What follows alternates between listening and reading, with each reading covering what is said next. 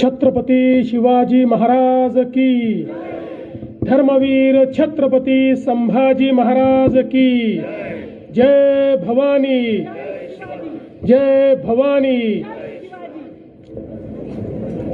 महाराष्ट्राची कुलस्वामिनी आई तुळजा भवानी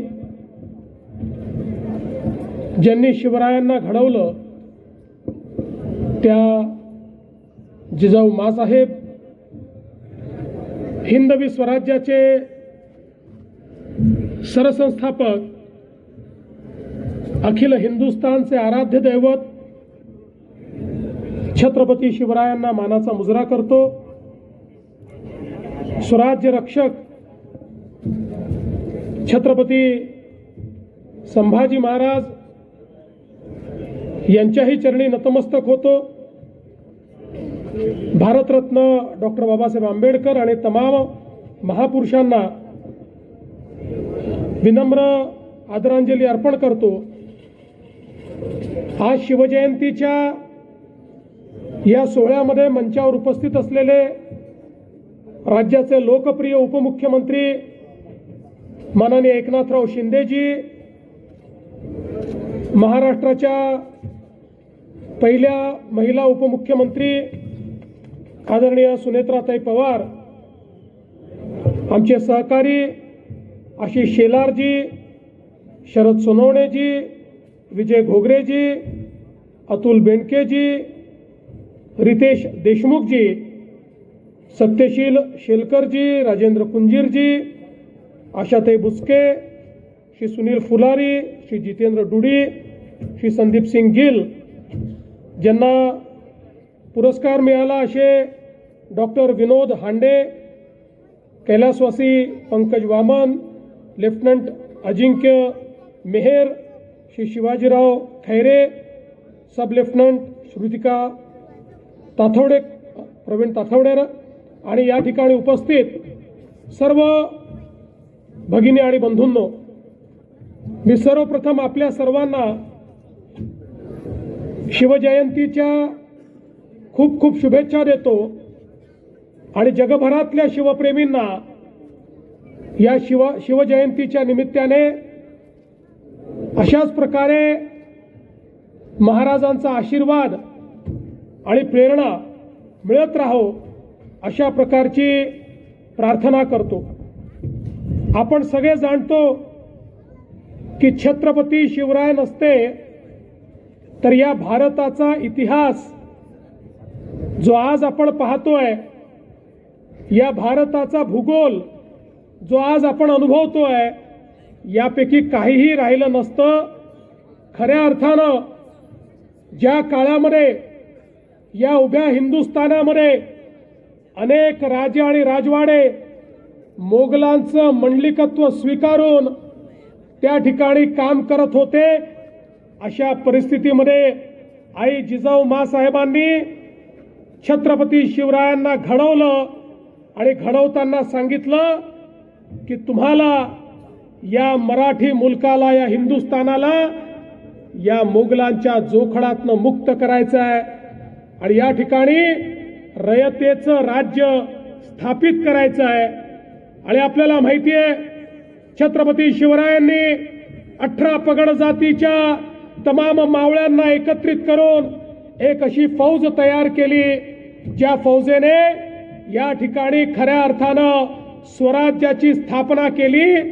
आणि छत्रपती शिवरायांनी सांगितलं, हे माझं राज्य नाही आहे, हे रयतेचं राज्य आहे।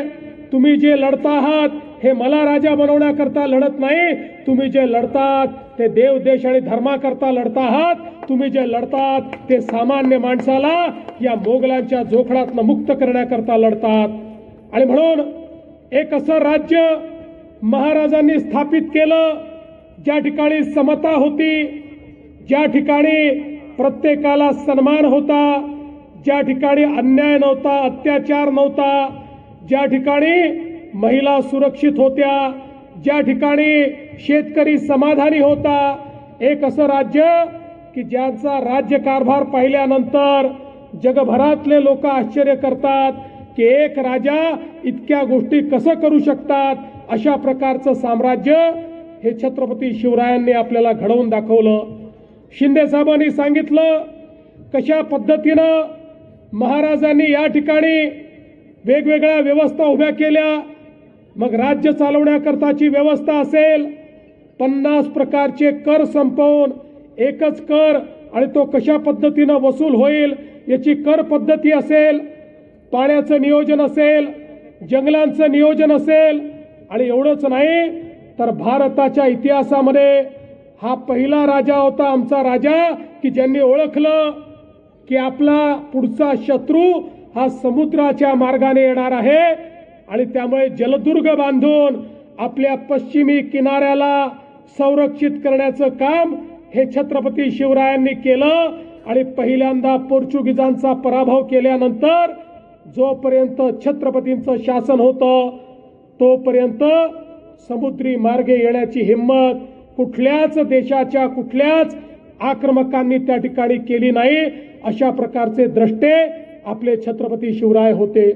आणि म्हणूनच आज खऱ्या अर्थानं ज्यावेळी छत्रपती शिवरायांची जयंती आपण साजरी करतो आणि ती देखील ज्यावेळी आपल्या देशाच्या प्रधानमंत्र्यांनी आपल्या शिवनेरी सहित महाराजांचे 12 किल्ले जागतिक वारसा स्थळ म्हणून त्या ठिकाणी नॉमिनेट केले आणि जगातल्या 27 देशांनी एकमताने मतदान करून या ठिकाणी संपूर्ण जगाकरता होय हे जागतिक वारसा स्थळ आहेत अशा प्रकारची मान्यता दिली. आमच्या आशिष शेलारांनी ते प्रमाणपत्र देखील या ठिकाणी घेतलं. त्यामुळे आता आपले शिवराय हे जागतिक होतेच, पण आता जगाने देखील मान्य केलंय की त्यांनी निर्माण केलेले किल्ले हे जागतिक वारसा स्थळ आहेत.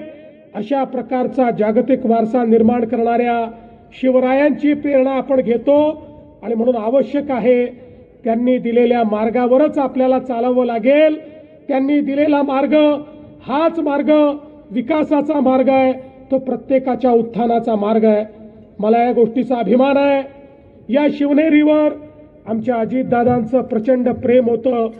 मागच्या काळात आम्ही घोषणा केली होती या महाराष्ट्रातले शिवरायांचे सगळे किल्ले हे आम्ही अतिक्रमण मुक्त करू. आणि आज मला सांगताना आनंद वाटतो, पुणे जिल्ह्यातले सगळे किल्ले आता अतिक्रमण मुक्त झालेले आहेत. एकही किल्ला या ठिकाणी अतिक्रमण नाही. मी आज या निमित्ताने मराठा सेवा संघाला आश्वस्त करू इच्छितो, आपण जे निवेदन दिलेलं आहे त्याच्यावर आम्ही नीट काम करू आणि 2030 साली महाराजांची 420 जन्मशताब्दी, 4थी जन्मशताब्दी ज्यावेळेस आपण साजरी करू त्यावेळी निश्चितपणे अतिशय भव्य, जगभराचे डोळे दिपतील अशा प्रकारची शताब्दी ही आपण साजरी करू हा विश्वास देतो. शरददादांनी देखील या ठिकाणी जे मुद्दे मांडले आहेत त्या मुद्द्यांवर राज्य सरकार काम करेल हा विश्वास व्यक्त करतो. आणि पुन्हा एकदा आपल्या सर्वांना शिवजयंतीच्या शुभेच्छा देत माझं बोलणं संपवतो. जय भवानी, जय शिवाजी. अधिक ताज्या बातम्यांसाठी पुणे समाचार चॅनलला लाईक, शेअर आणि सबस्क्राईब करा.